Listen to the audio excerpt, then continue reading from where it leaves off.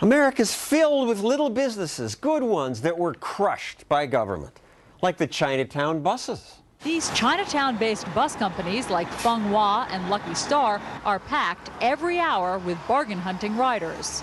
It's the easiest, it's the most convenient way in New York, and it's only cost $10. You can't beat that. These new independent bus companies figured out that if they pick people up right off the street, going without a bus terminal, they could save money and offer very cheap fares.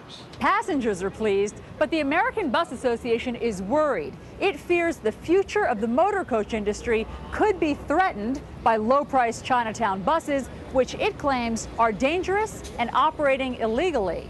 Companies that operate at a substantially reduced cost, 1/4 of what it might cost most operators to operate in today's environment, have to be almost cutting corners somewhere. Government quickly sided with the unionized bus companies.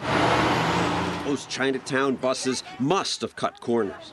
Quickly, the U.S. Transportation Department announced they had a study that showed Chinatown buses were a safety risk. 7-time greater chance of fatalities. That is unacceptable, and it will stop.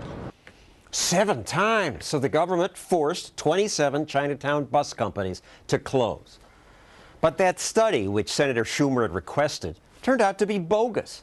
This month, reporter Jim Epstein found that the bureaucrats mangled the data.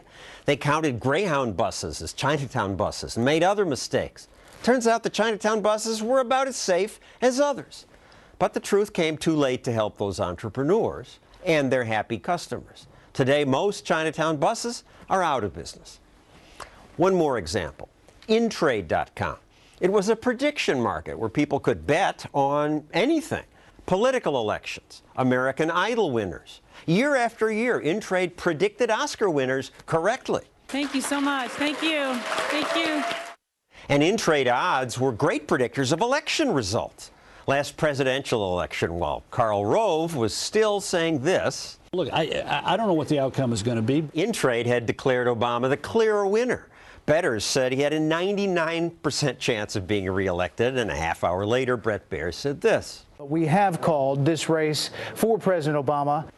For years, Intrade predictions were more accurate than all the pundits on all the networks. Prediction markets were accurate because they represent the wisdom of lots of people, and people serious enough to bet their own money. But we can no longer rely on those wonderful Intrade predictions, because last year the U.S. government declared that Intrade didn't have a license required under Dodd-Frank. So the government put it in its clear prose, Intrade violated Section 4CB and 9A3 of the Act, Sections 6CB and 13A3 2E as amended by Dodd-Frank to be codified, etc. You get the idea. The full regulation is somewhere in this pile of boxes.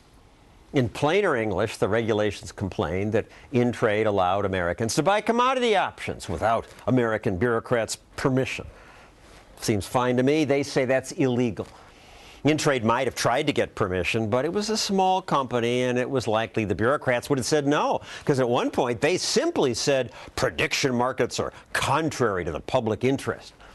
So Intrade gave up. It's now out of business. We're deprived of accurate predictions. When government crushes little guys, it makes all of us poor. Losing Intrade and Chinatown buses are just the visible losses. There's much more loss that's invisible because this regulation scares entrepreneurs out of even trying new things. Opening a new business is hard enough without having to fight government too.